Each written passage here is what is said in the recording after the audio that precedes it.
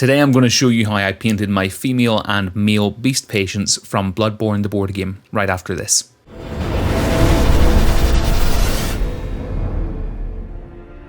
Hey everyone, Sam here from the Tabletop Hub, and today I wanted to try and tackle a bigger batch of miniatures from the Bloodborne board game to try and progress us quicker towards finishing the core set, and I think I've done just that. Now you're only going to need a handful of paints to complete all 8 of these miniatures today, and I'm going to try and keep it as simple as possible, so if you haven't painted a ton of miniatures in your lifetime, don't worry, you won't need advanced level skills and super expensive niche gear in order to get the look that I got. So let's get stuck in.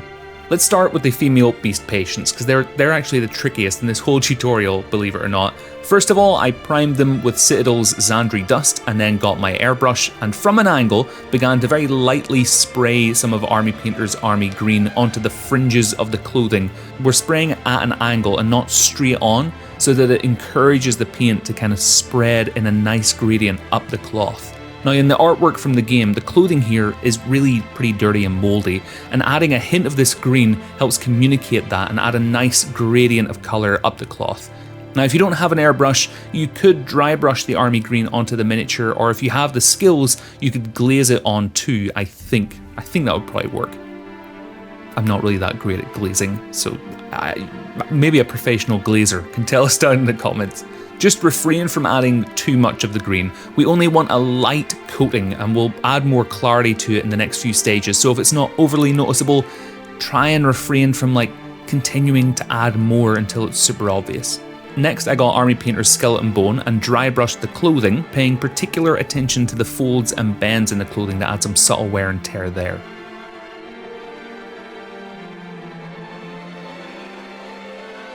Next I got Army Painter's Necromancer's Cloak and painted all of the skin. Again, from the artwork I was referencing, the skin isn't totally black and I felt that this matched it quite well. I then used some Army Painter's Uniform Grey and lightly dry brushed this onto the skinned areas just to add some highlight definition that enables us to really see the fingers and any raised areas of the skin.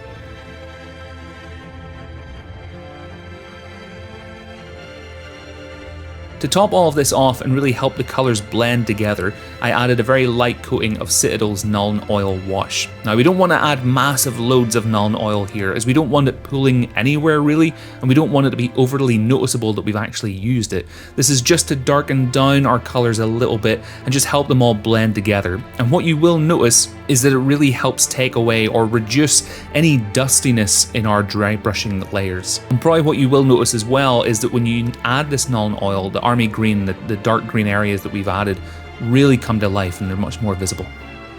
So that's the female patients complete, and they are the more complicated of the two. So let's move on to the male beast patients. Here I primed them with just a standard matte black and then base coated them with Necromancer's Cloak using my airbrush. Now if you have a rattle can of a similar colour, you could just skip the whole matte black step and just prime them with that off black colour instead.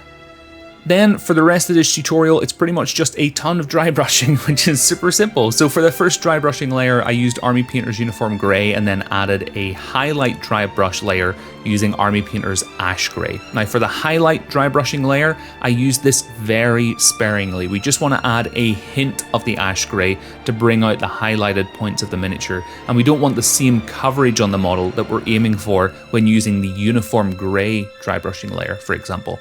Use your own discretion and keep adding as you see fit though. Next I got the skeleton bone we were using earlier and painted all of the bandages and the cloth that are on the male patients, and this can be a super time consuming process. I actually just kind of rage quit painting this cloth after about 3 miniatures I think. It was like, I'm done.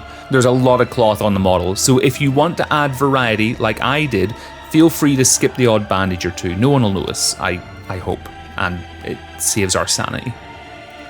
Once that's done, just add a final wash layer of Nuln Oil using the same principle we used when adding it to the female patients, and you're done.